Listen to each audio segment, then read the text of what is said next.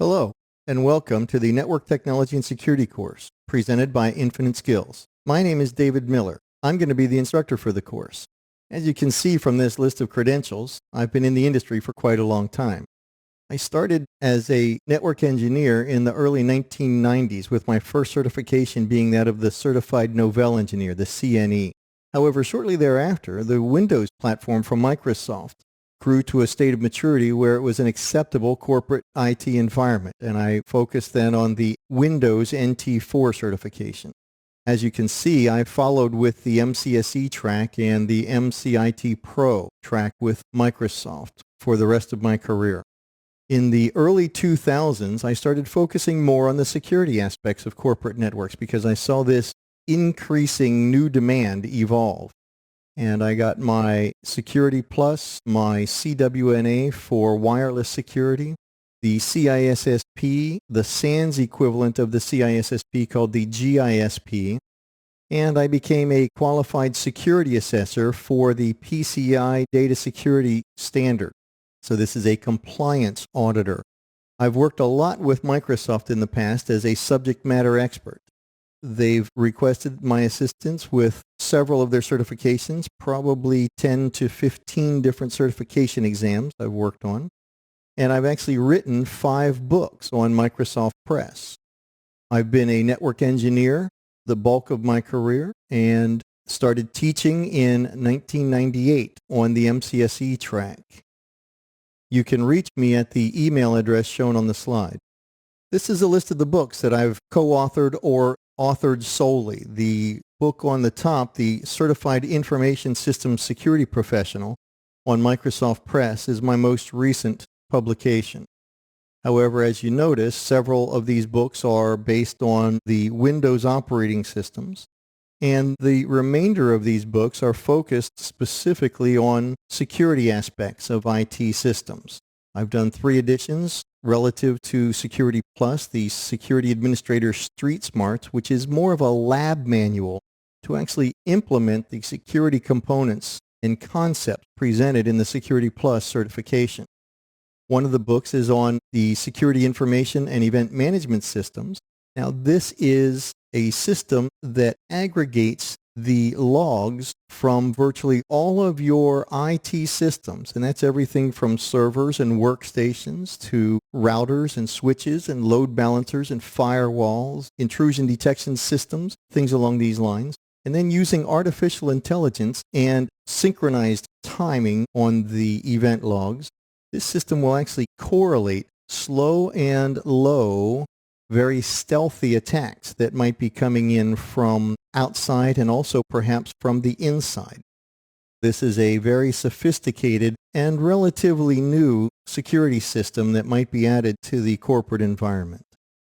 These are just some of the covers of some of the books that I've co-authored or been sole author on. And again, the crowning piece on this, in my opinion, is the CISSP training kit from Microsoft Press. Again, recently published, and this is the Certified Information Systems Security Professional book, a very comprehensive study of how to implement effective security in a corporate environment. In this course, we'll start with a look at the OSI model. That's the Open Systems Interconnection Model from the International Organization for Standardization. Then we're going to look at a series of protocols that are part of what we would call the TCP/IP suite of protocols. And we're going to take an introductory look at several of these core protocols that are used with our standard networks that we use on our corporate networking environment as well as on the internet. Following that, we're going to look at transmission media and transmission technologies. We're going to be looking at how do the bits and packets and frames commute from one node on a corporate network through the routed environment to the destination node on that network. Next, we're going to look at the networking infrastructure. These are many of the core pieces that are essential to establish a functioning IT system. The next section is going to look at more the size and nature of these different sized networking environments. Everything from a very small personal area network, which is limited to about a 10-meter radius, all the way up to the wide area network that would span the globe. Following that, we're going to look at a rapidly evolving new area of networking, and this is wireless networking. So we're going to take a close look at how do wireless networks operate and how would we secure those wireless networks, because they are inherently insecure, non-secure, and as a result we need special attention to securing them properly. And in the last section, we're going to look at different types of attacks that have been implemented on our corporate network. The more we understand the attacker's perspective and the nature of these attacks, the better prepared we are to defend our networks against those attacks. This lesson is going to cover the OSI model, the Open Systems Interconnection Model. This model was developed by the International Organization for Standardization. This is an organization that establishes best practices and recommendations that are adopted globally. And in this particular case, the model is designed to establish a single and common network stack for every application on a computer system, so that each application can share this one path out to the network. The OSI model is divided into 7 layers to allow for a highly specialized grouping and focus on the different functions that occur at these 7 layers. As the information that a user of a computer is trying to send across the network, as this information is organized and prepared so that it can commute across essentially any sort of network that we might utilize in a corporate environment or in the home environment. So again, the goal of this model is to establish a single and common network stack within the network operating system so that all applications can use that network. These 7 layers are numbered from the bottom layer to the top layer. Bottom layer being number 1, top layer being number 7, and they follow this order: physical, data link, network, transport, session, presentation, and application layer. As you see to the right-hand side of this network stack shown on the slide, the top 3 layers, the information remains in a data stream. And then at layer 4 of the OSI model, the transport layer, we take that data stream and we break it up into segments. And that's where we begin to establish the headers for each segment. So at layer 4, we would have the payload, which is the actual part of the data file that the user is trying to send over the network. So we break that up into small chunks called segments, and then we add in front of that payload or segment the information in the headers for the layer 7, 6, 5, and 4 headers. At layer 3 of the OSI model, we add yet another header, and this now becomes a packet or datagram at the network layer. As this information flows down through the stack, we reach layer 2, where we complete the frame, where all binary bits are lined up in the proper order, complete with all layer 2 through 7 header information and a CRC trailer. And this is also where the computer or the node senses the network media and determines whether or not it's safe to begin transmission of this information out onto the network media. Now at layer 1, this is where the information is communicated as binary bits from the network interface card out into the actual network media itself. The order of these layers is important for you to understand, to memorize, especially if you're taking any sort of certifications. This is one of those classic models that almost every IT certification gets involved with to some extent. So as we move from the bottom to the top, we've built this mnemonic, this tool to help you memorize these layers. Please do not throw sausage pizza away. Represents the P for physical, the D for data link, N for network, T for transport, S for session, P for presentation, and A for application. Here we see a user on the left-hand side who is using a computer and applications, and in the use of one of his applications, he desires to send a file from his computer to some other computer or node across the corporate network. As we can see, the information that the user on the left is trying to communicate to the user on the right has to pass down through this network stack in his computer This is actually part of the network operating system. And at each layer of the OSI model, we process the information that is being transmitted from sender to receiver, from source to destination. And we process it in a different manner depending on the nature of the network and whether or not we're encrypting and compressing and who that remote node is, the capability of that remote node. So a whole lot of information has to be aggregated as we begin to prepare this information for its transmission across the network media to the recipient or destination. So the information flows down through the network stack, down through the OSI model, and when we get it all completely prepared and ready to go out onto the network media, we are transmitting binary ones and zeros using a technique called modulation and encoding, and we transmit it over to the destination. At the recipient side, the right-hand side, we then have to undo every change we made to the information that we've sent across the network. We have to undo it so that we can put that information back to its original state, back in its original form, so that the recipient on the right can actually see the same exact data that the sender on the left actually and originally sent. Layer 7 of the OSI model is the application layer. The application layer is considered to be the most intelligent layer and also the most abstract layer. And we say abstract relative to the physical layer, so this is most abstract from physical reality.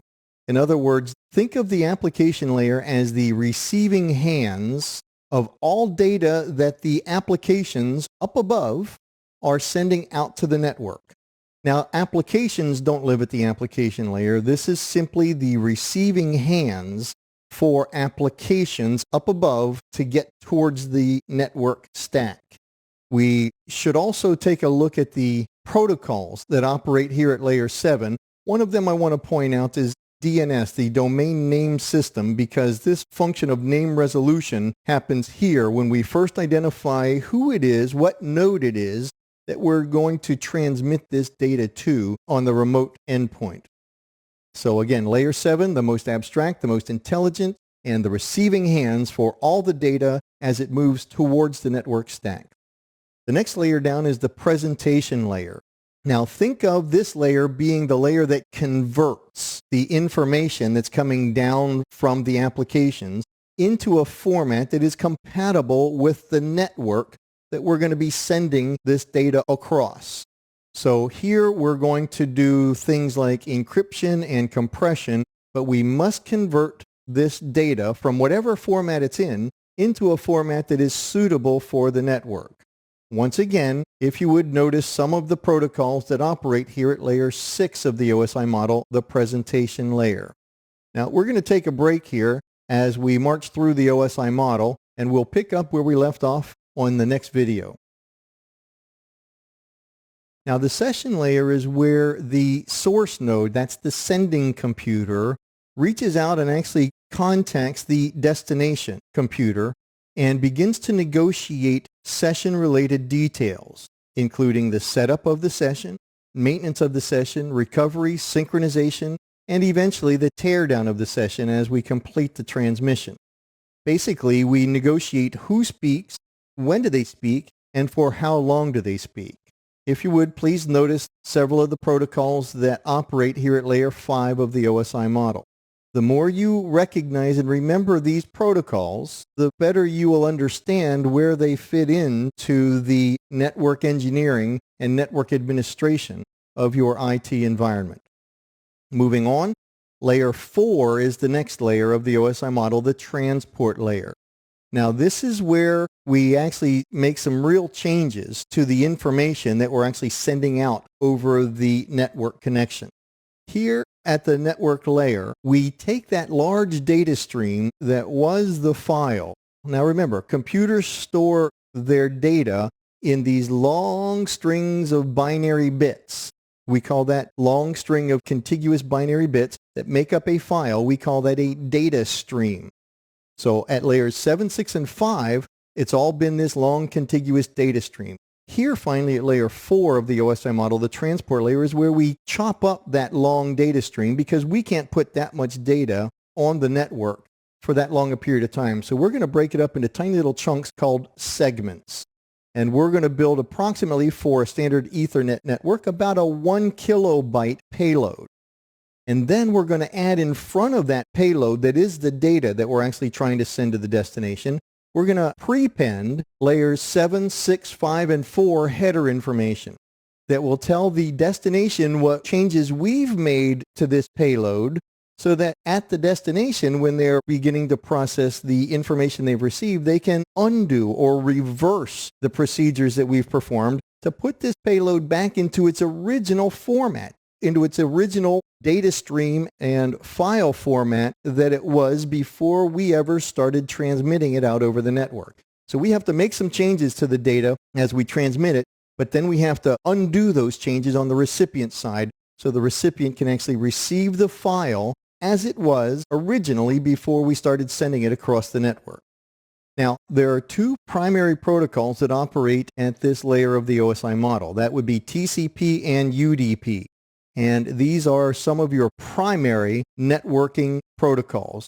If you recall, our primary protocol that we use on the internet is TCP and IP. Well, boom, right here is TCP at layer 4 of the OSI model.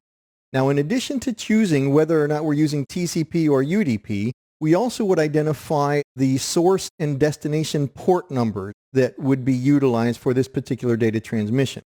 We'll be reviewing what TCP and UDP, what these differences are, and we'll also be reviewing some of the details about these source and destination port numbers in a later section in this series of lessons. As we move forward through the OSI model, we next look at the network layer, layer 3. Now here is where IP, the Internet Protocol, operates. Again, that's one of the core protocols that is used on this global network we call the Internet. So TCP from layer 4 and IP are some of our primary protocols used for networks. So we have to identify the source and destination IP addresses. Source would be the sending computer. Destination is the target computer, the recipient that we're trying to send this information to. And so we have to have this information built into the layer 3 header that we add to the front of this now packet or datagram here at layer 3. So layer 3 is all about addressing, and today, more specifically, it's almost exclusively IP addressing, the Internet Protocol addressing.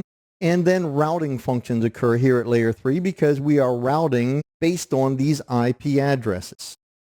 Again, please notice some of the protocols that operate here at layer 3 of the OSI model. We currently are operating on IP version 4, and we are migrating towards IP version 6. Some devices that operate here at layer 3 of the OSI model are the router, because the routing function is based on IP, and the IP information, the IP protocol, lives here at layer 3 of the OSI model. So the router lives here at layer 3 of the OSI model, and because the router was the very first firewall, the packet filtering firewall also operates here at layer 3 of the OSI model. At layer 2, we now have the data link layer. And the data link layer has a whole lot of activity that occurs here, so it has been broken up into the higher logical link control, the upper layer of layer 2, and it has a lower sublayer called media access control. So the data link layer is generally thought of as being divided into two sublayers, logical link control and media access control. We say media access control operates here at layer 2 because this is where a sending node senses the media and determines when it is proper for this node to access the media by transmitting out to that media. So the merging of your data onto this shared network media is determined here at layer 2 in the data link layer. In addition, we add source and destination MAC address, media access control addresses. So the source address would be an address that is identified by your network interface card, and the destination MAC address isn't necessarily the recipient of this information, but it is the next hop in the path to the destination computer, the actual recipient.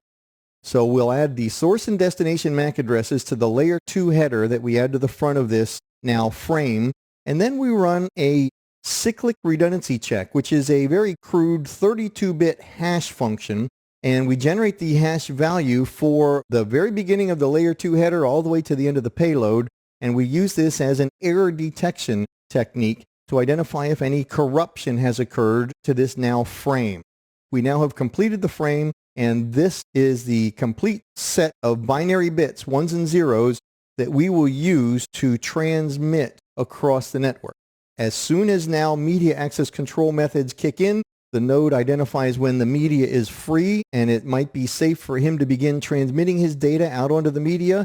And at layer 1, the next layer down, is where we would actually begin to pump those ones and zeros out onto the media. But the determination for when that happens occurs here at layer 2. Again, please look at the protocols that operate here at layer 2. A primary protocol I want to point out is the Address Resolution Protocol, ARP. This is how we identify the destination MAC address. And also we have the switch, the bridge, and the bridging function of wireless access points are devices that operate here at layer 2 of the OSI model. Now we mentioned media access control. That's how we merge our data onto the wire. And we also mentioned a media access control address. Again, this is a 48 binary bit address that is hard-coded onto your network interface card, the NIC. As we see, the MAC address is typically written in pairs of hexadecimal characters. The first 6 of these hexadecimal characters uniquely identify the vendor of the network interface card. The last 6 characters represent a unique address for this particular network interface card from that vendor. Now finally, at the physical layer of the OSI model, this is where binary bits occur. The physical layer is the dumbest of all, but the most real, the most tangible layer of all. Why? Because these are physical components. Again, this layer does no filtering, no intelligent conversions or anything other than modulation and encoding of binary bits onto the media. So that's all that happens here at the physical layer. Sending node puts binary bits down onto the media, and the receiving node pulls the binary bits back off the media and hands them upstairs for further processing. The primary protocols that operate here are more in the wireless realm. These protocols that are listed here deal with wireless networking, which we're going to review in a later section of this particular course. And some devices that operate here at layer 1 of the OSI model are the hub, the network interface card, the media itself, that's like an Ethernet cable, and we have repeaters, amplifiers, the connectors, and also on wireless access points, the actual radios and antenna that generate the radio frequency signal that is used to modulate and encode the binary data bits into the airwaves.